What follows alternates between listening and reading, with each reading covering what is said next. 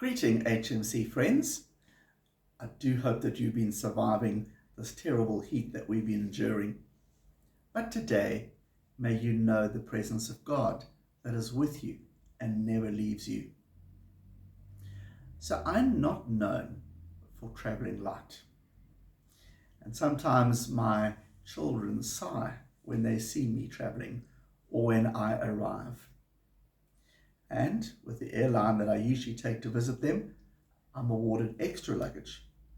And I would hate to waste any of that. And so there are rusks that are baked up and taken to the children, things for the grandchildren, all that I can squeeze in so they can be spoilt. But sometimes I arrive and I'm alone. Or my son Luke may meet me at Heathrow Airport, and we need to navigate the tubes, the underground transport, to get ourselves into central London. Now, doing that with suitcases is not quite as easy as one would normally do by just walking. And so he normally takes one, but here's the first complication. Being a typical Londoner, he walks at twice the pace that I do, apart from the fact that I am dragging 23 kilos behind me. And so the two of us try to navigate. We have a change of station and platform, and so we go, and off he flies. And there I am left struggling, trying to climb those steps with my bag and all the goodies that I've taken for them. And so I kind of understand these words in Psalm 37. The Lord makes firm the steps of the one who delights in him. Though he may stumble, he will not fall, for the Lord upholds him with his hand. Shall I read them again? The Lord makes firm the steps of the one who delights in him. Though he may stumble, he will not fall, for the Lord upholds him with his hand.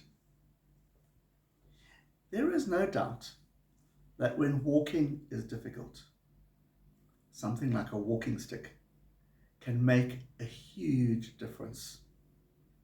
Maybe you're hiking in the Berg, and a good sturdy stick when you're walking along those mountain paths can bring great assurance.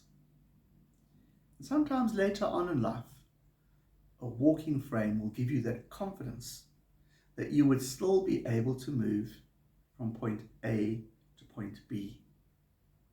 Because the reality is that sometimes the paths that we have to tread are difficult.